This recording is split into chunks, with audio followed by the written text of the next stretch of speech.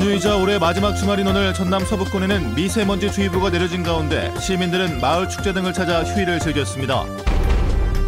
무등산 국립공원 등반객들 가운데 쓰레기를 되가져오는 비율이 낮습니다. 왜 그런지 취재했습니다.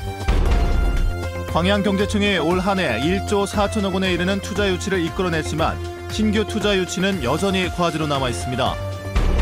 야권 분열이 가속화되는 가운데 박지원 전 원내대표가 통합을 호소하며 신당 창당 세력을 잇따라 접촉하고 나섰습니다. 즐거운 연휴 보내고 계십니까? 이어서 광주 전남권 뉴스입니다. 2015년 마지막 주말을 맞아 시민들은 마을 축제 등을 찾아 나들이하며 연휴를 즐겼습니다. 날씨는 맑았지만 중국발 미세먼지로 인해 전남 서부권에는 주의보가 내려졌습니다. 신광하 기자입니다. 공식 개관 한 달째를 맞는 국립아시아문화전당이 연휴를 맞아 관람객들로 북적입니다. 지금까지 방문 관람객은 모두 24만 명. 문화의 전당 4곳의 원 가운데 가장 인기 있는 공간은 어린이 문화원이었습니다. 실과 테이프를 이용해 그네와 화분을 만드는 것은 어린이들이 가장 좋아하는 체험입니다. 평소에는 그냥 준비물이나 학교에서 그냥 뻔하게 쓰이는 재료들이 이렇게 작품이 된다는 점에서 신기하였습니다. 품바의 고장인 일로시장에서는 풍물 난장이 펼쳐졌습니다. 당당하게 적선을 요구하는 품바의 장단을 맞춰 장터 음식을 파는 난전이 북적입니다. 여기 문화난장에 같이 활동하게 해서 너무 고맙고 또 이렇게 인정이 흐르는 곳이어서 참 좋습니다. 노래자랑은 마을 주민들이, 전시회 역시 이웃집에 옛 사진들이 걸렸습니다. 공동체 문화 부활을 위해 열린 소박한 마을 축제지만 인파가 몰렸습니다. 마을 한 60개 마을을 조사를 했습니다. 그래서 여기서 그 마을 문화자원을 조사를 해서 이것들을 가지고 풍물 난장 거리식으로 해서 지금 진행을 하고 있습니다. 중국발 미세먼지의 농도가 높아지면서 오늘 오후 2시를 기해 전남 서부권에는 미세먼지 주의보가 발령됐습니다. 미세먼지는 밤부터 농도가 옅어지겠고 일요일인 내일은 강한 바람과 함께 기온이 큰 폭으로 떨어져 춥겠습니다. MBC 뉴스 신광하입니다. 올해 전남도의 최대 뉴스는 섬숲 브랜드 시책 10년 계획이 선정됐습니다. 전남도가 지난 10일부터 20일까지 도민과 공무원을 대상으로 인터넷 설문조사를 실시한 결과 올해 10대 뉴스에는 섬숲 브랜드 사업이 전체 781명 가운데 479명이 선택해 최고의 뉴스로 꼽혔습니다. 다음으로는 100원 택시, 호남 KTX 개통, 출산율 8년 연속 1위, 작은 영화관 등의 순위였습니다. 산에 올랐다가 자신이나 다른 입상객의 쓰레기를 되가지고 오면 현금이나 마찬가지인 포인트를 받을 수 있습니다. 국립공원에서 실시되는 그린 포인트제인데요. 쓰레기를 되가져오는 비율이 유독 무등산에서 낮다고 합니다. 송정은 기자입니다. 하루에만 수천 명의 등산객이 찾는 무등산. 환경부는 국립공원 내 쓰레기 발생량을 줄이기 위해 지난 2008년부터 그린 포인트 제도를 시행하고 있습니다.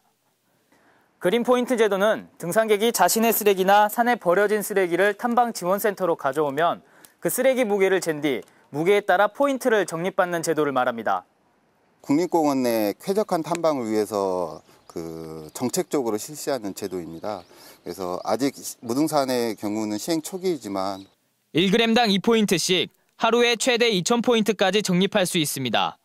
쓰레기 1kg을 가지고 오면 2,000원씩을 받을 수 있는 셈입니다. 이렇게 모아진 포인트는 야영장이나 대피소 등 국립공원 시설에서 현금처럼 사용하거나 상품으로 교환할 수 있습니다. 하지만 무등산의 경우 최근 3년 동안 참여율이 0.1%에도 미치지 못하고 있습니다. 산에 올랐다가 쓰레기를 가져오는 등산객이 1000명에 1명도 채 되지 않는다는 이야기입니다. 참여율이 높은 지리산 월악산의 25분의 1 수준이고 전국 평균에도 뒤떨어지고 있습니다. 무등산에서 참여율이 저조한 건 홍보도 부족한 데다 무등산 국립공원 측도 예산 확보를 못했기 때문입니다. 홍보 문제도 좀 있겠고 그런 위치나 그걸 제공하는 게 좀 우리가 좀 접하기 쉽게 그런 데 있으면 아무래도 좀 우리가 이용하는 데 좀 편하겠죠. 적극적으로 이렇게 시 자체에서도 관심을 가지고 이렇게 홍보를 하든가 이렇게 좀 해주시면은 모두 다 관심을 가지고 아마 동참하실 겁니다. 광주 시민들. 등산객들의 자발적인 참여를 유도해 쓰레기 발생을 줄이겠다는 좋은 취지의 제도가 무등산에서는 힘을 쓰지 못하고 있습니다. MBC 뉴스 송정근입니다. 광양경제청이 올 한 해 1조 4천억여 원에 상당에 이르는 투자 유치를 이끌어낸 성과를 기록했습니다. 그러나 여수와 광양 지역 신규 투자 유치는 여전한 과제입니다. 김주희 기자입니다. 광양항 서측 배후부지 내 9만 6천여 제곱미터 부지에 동부가 농산물 유통을 위한 새로운 거점이 마련됩니다. 중국 랴오닝성 포동 집단은 오는 2018년까지 300억 원을 투자해 광양항 서측 배후부지 내에 냉동 냉장 창고를 건설하기로 하고 MOU를 체결했습니다. 我们下一步呢会尽我们最大的努力来推动我们项目的进展。也希望我们的项目第一个项目能够成功，也希望我们能够有更多的项目与当地政府合作。 이번에 중국 포동 집단을 포함해 올해 광양만권 경제자유구역 내에 새롭게 투자를 약속한 국내외 기업은 모두 54개. 투자 규모만도 1조 4,757억 원에 이르고 13,770여 개의 일자리를 만들어내는 성과를 기록했습니다. 2, 3년간의 내용을 볼 것 같으면 MOU 체결 대비 약 50%에 가까운 투자 실현율을 보이고 있습니다. 내년에는 더욱더 MOU 대비 투자 실현율이 높아질 수 있도록. 하지만 이와 같은 성과 속에도 경제청에 남겨진 과제는 적지 않습니다. 아직 광양 기능성 화학소재 클러스터 구축을 위한 기업 유치가 이렇다 할 성과로 이어지지 못하고 있기 때문입니다. 또 화양지구 관광 개발을 구체화할 신규 투자자 유치 역시 풀어야 할 부분입니다. 2020년이면은 경제 자유구역이 이제 개발 기간이 끝나잖아요. 네. 2020년이 끝나기 때문에 지금 화양지구 투자자를 찾는 것 굉장히 중요할 것 같아요. 광양경제청이 좀처럼 회복 기미를 보이지 않는 어려운 경제 여건 속에서 현재의 성과를 넘어 새 광양만권 경제 성장을 견인해내는 신동력을 만들어낼 수 있을지 주목됩니다. MBC 뉴스 김주희입니다. 박지원 전 원내대표는 오늘 신당 세력을 만나 통합을 호소하겠다고 밝히고 첫 행보로 박주선 의원을 만난 데 이어 오는 28일은 천정배 의원을 만날 예정입니다. 박지원 전 대표는 광주를 숙주로 창당 작업이 이루어지면 총선 패배는 물론 정권 교체의 희망도 사라진다며 통합만이 야당이 살 길이라고 강조했습니다. 박 전 대표는 이기는 길을 버리면 죄인이 된다며 문재인 대표의 퇴진을 압박하기도 했습니다. 병원 응급실에서 119 구급대원을 폭행한 50대 남자가 경찰에 붙잡혔습니다.